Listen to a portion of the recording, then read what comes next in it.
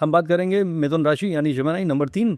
And Gemini are daydreamers होते हैं, क्योंकि एरी साइन है और मरक्यूरी जो ग्रह है वो सोचने वाला है।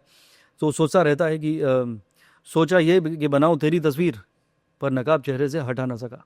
सोचा ये कि बनाऊं तेरी तस्वीर पर नकाब चेहरे से हटा ना सका, और ये भी सोचा कि बनाऊं अपनी तकदीर पर हाथों की लकीरों को मिटा ना सका। तो तुम according to me destiny fix है भाई, तो इसलिए ये पोएट्री मैं खुद लिखता हूँ, पड़ोसी तो काम आते नहीं आते। बिल्कुल। तो क्या है, एस्ट्रोलॉजी करते करते आप फिलोसफर हो जाते हैं, and when you have that philosophical bend of mind you can become a poet. Anyways, तो ये एक अच्छा है कि इनको यहाँ पे मुझे लगता है कि करने का टाइम आ गया, सोचना बंद कर दीजिए, because they have a tendency to think. तो यहाँ पे मुझे लगता है कि ये शादी जरूर होगी मिथुन राशि, क्योंकि लगन में गुरु आ गया है मिथुन राशि, और जब भी गुरु वहाँ पे आएगा तो वो शादी कराने की कोशिश करेगा। Award, reward, recognition and luck enhancement, ये सब पॉजिटिव चीज़ें होने वाली हैं। कुछ चीज़ें स्लो होंगी बिकॉज सैटर्न 10th हाउस में है, तो कोई बात नहीं, धीरे धीरे रे मना, धीरे सब कुछ है, और माली सींचे 100 घड़ा और रुत आए भलो है, ये दोहा है कबीरदास का शायद। तो ये मुझे लगता है पेशेंस, तो जितना तसल्ली से चलेंगे उतना आई थिंक इनका ये साल अच्छा जाने वाला है, but nothing wrong otherwise with मिथुन राशि। ओके।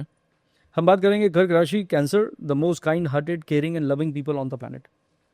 इनकी पोएट्री थी कि दिल की धड़कनों से तेरे होने का एहसास होता है, क्योंकि हर चीज़ हम ये लोग दिल से ही करते हैं एक्चुअली बेचारे। तो दिल की धड़कनों से तेरे होने का एहसास होता है, हम तो यूं ही सांसों को जिंदगी समझ बैठे थे। तो दे आर, अगर ऐसी आपकी वाइफ है तो बहुत आप खुशकिस्मत हैं, और आप कर्क राशि हैं तो आपकी वाइफ बहुत लकी होगी, because they are the most kind hearted and caring people on the planet. ज़्यादा लोग हॉस्पिटैलिटी में चले जाते हैं, शेफ बन जाते हैं, बिकॉज खाना तभी बनता है जब उसमें इमोशन होते हैं, तो they do everything with emotion. लेकिन इमोशन को ओवर पावर मत होने दीजिए। 12वें घर में गुरु का ट्रांजिशन शुरू हुआ है, तो 12वें घर में जब भी गुरु आता है 12 साल बाद, तो वो कुछ मेजर चेंज कराएगा। तो देयर इज ए पॉसिबिलिटी कि कर्क राशि वालों का बहुत कुछ बड़ा परिवर्तन होने वाला है। कुछ चीज़ें डिले से हो सकती हैं। 8वें घर में राहु है, तो थोड़ा सा रिलेशनशिप में इनको ध्यान रखना चाहिए। So don't take everything for granted. Emotion है तो एक्सप्रेस करिए, क्योंकि कई बार क्या होता है, अब मैं I am married since decades, अब वाइफ ने बोला एक और रोटी लोगे, मैं हाँ दे दो, तो एक और रोटी आपने एक्स्ट्रा खा ली, लेकिन उसको आपने एक बार भी नहीं कहा कि यार आप माइंड ब्लोइंग तुमने आज सब्जी बनाई। तो ये हम लोग एक्सप्रेस नहीं करते, तो यू हैव टू एक्सप्रेस। और कई बार मैं मजाक में कहता भी हूँ कि यार पार्टी में गए और आपने बोला या वाह भाभी जी you are looking so amazing today, और ये वही वाली भाभी जी हैं जो वही सेम साड़ी तीसरी बार पहन के आई थी, और आपकी वाइफ ने नई ब्रांड न्यू साड़ी पहनी थी और आपने एक बार भी उसको नहीं बोला।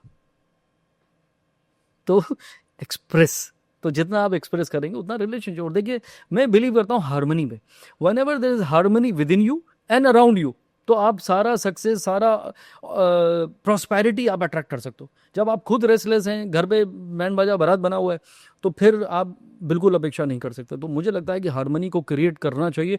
कर्क राशि के लिए ज़रूर कह रहा हूँ, but it implies to everyone, bring that peace. और ये वो पीस वाले ही लोग हैं, इनके हिसाब से अगर सब कुछ ठीक चल रहा है, परिवार में सब ठीक है, दे कैन डू वंडर्स। अगर कहीं डिस्टर्बेंस है तो फिर ये दे विल फील डिप्लीटेड।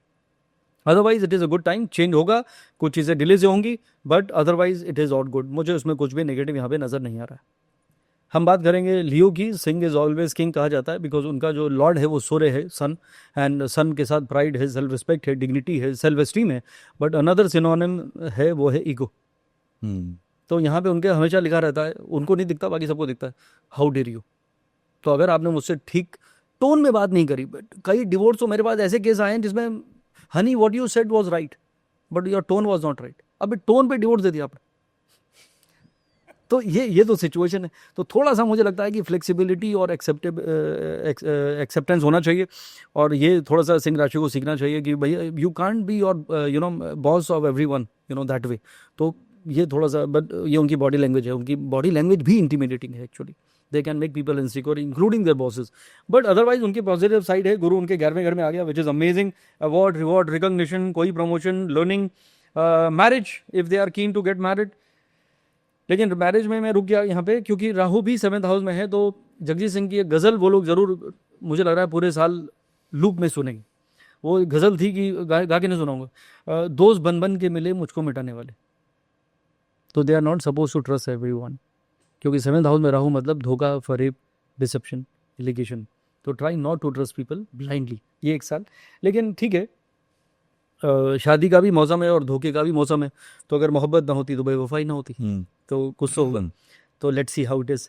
बाकी शनि का ढैया चल रहा है तो थोड़ा सा स्ट्रेस देने की कोशिश करेगा। 8th हाउस में सैटर्न का ट्रांजिशन है, तो they have to deal with that. जितना पेशेंस रखेंगे, जितना एक्सेप्टेंस वो बढ़ाएंगे, मुझे लगता है कि मेडिटेशन इनको लाइफ से जोड़ना चाहिए, तो that will be a good idea. But जो लोग कंसल्टेंसी में हैं, काउंसलिंग में हैं, ट्रेनिंग में हैं, लाइजनिंग में हैं, for them it will be a very good year at least.